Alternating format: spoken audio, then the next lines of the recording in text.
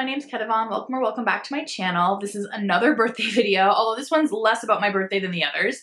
But yes, as you might have known from other videos on this channel, I turned 35 this year. I'm super excited about that, very happy.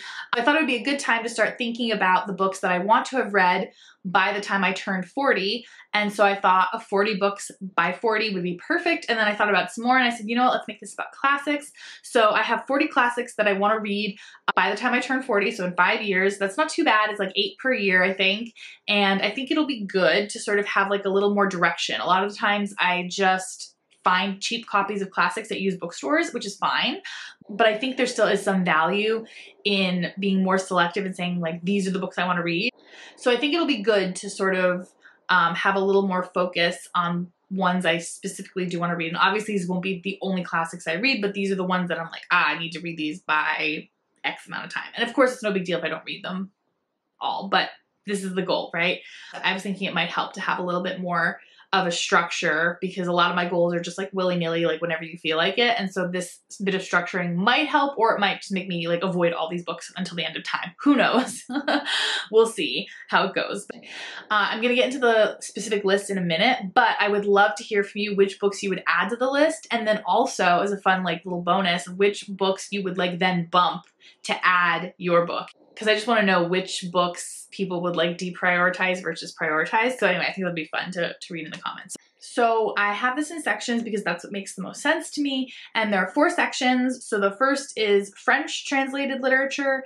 The second is general translated literature, like other languages other than French, English literature, and then nonfiction. So they're not evenly distributed or anything. They just kind of like naturally came into these 4 categories. So let's start with French literature since everyone seems to love French literature so much on this channel. So Les Miserables by Victor Hugo. I for so long have had no desire to read this. Like the story itself just like bores me. It seems like one of those books that will annoy me because it has like all these like side stories that don't really matter. I have a feeling I would enjoy it, but it is just so important to French cultural history. Like I cannot not have read it. So we will see. I might just like breeze through it. Obviously, like you do have to pay attention to be able to follow, but we'll see how it goes. And then we have Le Morte d'Arthur by Thomas Malory. That is a very old, I think the first kind of like novelization or something of King Arthur, which I've always been a fan of that story, so I want to read like the original. Next up is Bel Ami by Guy de Maupassant. I've read some of his short stories, but not any of his novels, and this one is about this like, you know, dirty scoundrel dude who like just claws his way to success by manipulating people and using women and all these like things that I'm you know, not a fan of, but love to read about a character doing it. So yeah, I definitely want to get to that one. And that one's partially because I actually have it in French, so it'd be kind of cool to read in English and French, but yeah. And then we have The Lady's Paradise by Émile Zola.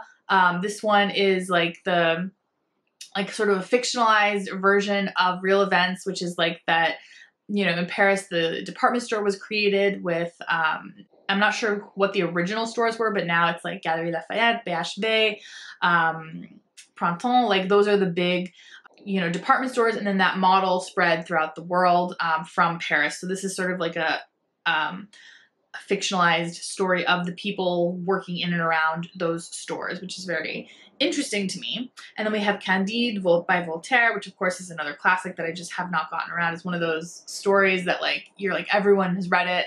It's short, it's easy to read apparently, so it's like, why not? So the next up is Le Malade, Imaginaire by Molière. So I have to read some Molière, and I thought this play would be a good starting point. It's about a hypochondriac, it's about healthcare and health, and I just think it'd be a really fun start to reading Molière. And then we have Germinal, another one by Émile Zola. This one is a novel in like a very long series of books. I think I featured another one of those in my Paris reading videos, but it's like a very long series. It's like loosely connected to each other, but it's sort of like kind of like a bit of a history of France. And so this one in particular focuses on a coal miners' strike in the 1860s. Very interested in that. And so I think that'd be a good one to start with. We'll see. And then we have The Phantom of the Opera by Gaston Leroux. Again, like I didn't really have a particular like oh, I want to read this, but also it's like such a foundational French work of literature that I feel like I have to read it living here. And then last but not least, the Lais, I think is how you pronounce it, of Marie de France. So it's like, Marie de France was a real person from hundreds of years ago, I don't remember when, and these are little stories that she wrote, and they're supposed to be really funny and like dark and and interesting. So I'm excited to read some of that as well. And then we have just general translated literature. The vast majority of these are like kind of like epics, or epic poems or something like that. So we have the Iliad by Homer, translated by Emily Wilson. That's come out now, but I'm probably gonna wait for the paperback just because I know myself, and if I buy the hardcover, I like won't pick it up and read it. So I'm like, why would I do that to myself?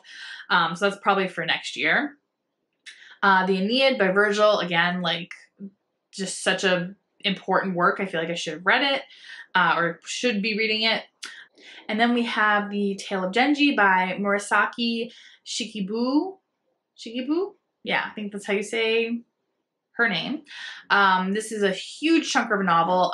Anne Novella and Micah Cummins, and I think other people read it for their Classics and Companies readathon. I was like not in the space to pick up that big of a chunker when they read it, but I did enjoy their content on it. So I thought like, okay, let's get into this. It's like, I think it's one of the first novels written by a woman, and it's massive. So anyway, and then next up we have Monkey King, Journey to the West by Wu Cheng'en. And this one I also heard from another booktuber, from Willow from Books and Bow. She loves this book, and so it just sounds amazing, and I'm definitely like excited to read it. It's sort of like Don Quixote-esque, which, well, anyway, I might as well just jump ahead. Don Quixote is also on the list, so that's like a few down, but it's fine, I'll just jump ahead. And so yeah, that one's also on the list for obvious reasons. And then I have also Arabian Nights, which I have a copy of, and I just need to sit down and like read a few stories every night.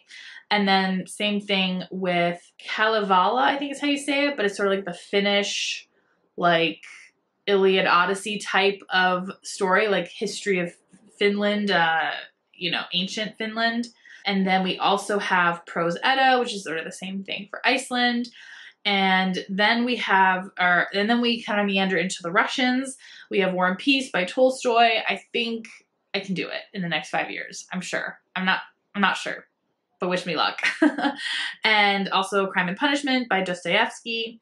And then I have, oh, it's right here. This has been sitting on my shelf for literally years. It's a collection of basically the entire history of Maltese literature. So it goes from like the very earliest written things, like small poems and things like that, down to excerpts from novels and short stories and stuff from like the modern day. So I definitely want to read this for sure. So I've read Things Fall Apart by Chinua Achebe. When I first read it when I was younger, I didn't realize it was part of a trilogy. When I read it the second time when I was older, just this past few years, I then realized it was part of a trilogy, but didn't go out and buy the compendium. So I need to do that and then read the other two in that collection, which is No Longer at East and Arrow of God. And then something from Sudan, Season of Migration to the North by Tayeb Salih. I'm not sure how to say his last name, but that one's supposed to be really good. Everyone raves about it.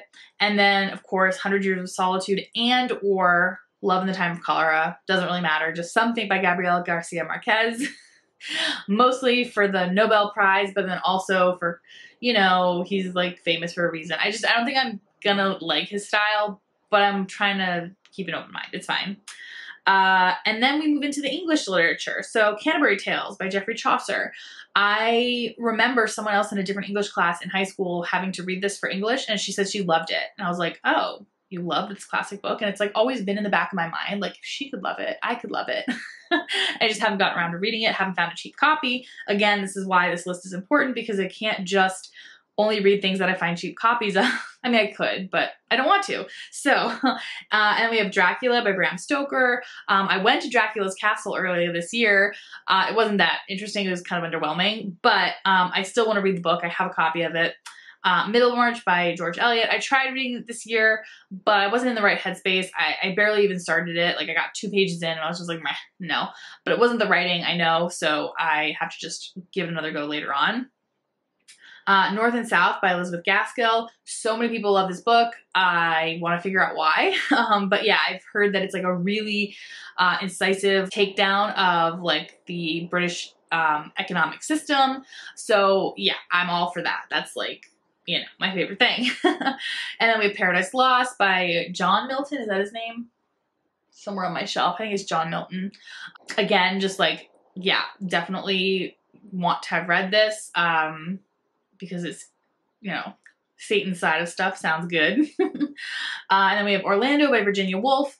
I have read 2 things by Virginia Woolf now. She's not my favorite writer, but I do want to give Orlando a chance just because it is such a unique and different kind of, you know, it's genderqueer and like you know, groundbreaking for not just the writing style, but rather the whole story. So yeah, I want to do that one. The Tenant of Wildfeld Hall by Anne Bronte. She's the only Bronte I haven't read yet, so I thought that would be perfect. And then Dickens. I've really only read Christmas Carol and A Tale of Two Cities in high school. I just don't think I'll like Dickens. But Oliver Twist is supposed to be the funnest, lightest. Like, it's not short, but it's like easy to read. It's like a nice, simple-ish story. So I thought that would be my chance. Like, if I read this and I like it, then maybe I'll move on. Otherwise, I'm just going to kind of abandon Dickens for the, you know, immediate future. And then we move into the nonfiction. So first off is Orientalism by Edward Said. I already have a copy of this. He's a Palestinian writer critiquing Orientalism, colonization, all these things. And I'm going to probably read it very soon, actually. And then we have The Wonderful Adventures of Mrs. Seacole in Many Lands by Mary Seacole. And this is sort of like an autobiography of a Black formerly enslaved woman who just sort of like tells the story of her life. Similarly, the interesting narrative of the life of Olada Equiano by Olada Equiano. Same thing, like his autobiography of his life. He was formerly enslaved and went around the world working and living his life and escaping and buying himself his freedom. All these amazing things that they've done. They were published almost 100 years apart. I'm curious to actually read these like close together so I can kind of like compare and contrast and like, I don't know, I think it'll be interesting. And then we have The Vindication of the Rights of Women by Mary Wollstonecraft. A friend of mine just read this and she said like, wow, I was surprised how easy it was to read. And I was like, huh, me too. Like I didn't think it'd be easy to read just because, you know, first wave feminism tends to not be very readable. But it was obviously written to like function as propaganda. So that makes a little bit more sense. That was like more simple language, but anyway. And then we have On the Origin of Species by Charles Darwin, just because I'm like, this should be probably read. Like we talk about evolution so much and it's one of my partner's pet peeves. He's like, that's not evolution. Darwin never said that because people misinterpret evolution a lot, which is fair. But I want to just read what he actually said. And I think it'll be fun. I don't know. The Second Sex by Simone de Beauvoir. I think I talked about this in another video. It's not as intimidating as I thought it would be. It'll be fine. I'll read it. It's some good in it, some outdated stuff. It's stuff in it. It's fine. The Jungle by Upton Sinclair. This one's like an ultra classic. It's about like how he did like kind of uncovered botulism in canning facilities in America like 100, 200 years ago, something like that. It's like ultra classic, similarly to like Silent Spring, Rachel Carson, like the book that like kind of began environmentalism nonfiction, but narrative nonfiction, which is like engaging and like people will read it. And then last but not least, In Cold Blood by Truman Capote. I have had this book in storage. This is the one book I know for sure that is in storage because I'm like, oh, I want to read that. Oh, it's in storage. And like to me, it doesn't make sense to like not read the book unless I have my copy. So I'm just kind of like putting it on hold. So this book is there mostly to say like within 5 years, I'm for sure going to empty that storage unit. We'll see. And finally get around to reading that book. So that's the 40 books I want to read by the time I'm turning 40 years old in 5 years. Do you think I can do it? I don't know. There's some like really big chunkers on here, some really difficult ones. But I think if like I kind of do what Sandy does at Miss Reads a Lot and like just pick 8 books a year and make sure I've read those 8 books, like that's fine. Maybe the last year will kind of suck because it's like all the leftovers that maybe I like was pushing back for a reason. But I think it'll be a good system to sort of just, you know, have like a general goal of like, this is what I'm gonna aim for, and I have quite a few of these books already on my shelf, so it's not a question of like me needing to go buy books right away. So yeah, I think it'll be good. So yeah, please share down below any of your thoughts on classics and which ones you would have added to this list, maybe ones you would have taken off this list. And thank you so much for watching, and until next time, bye.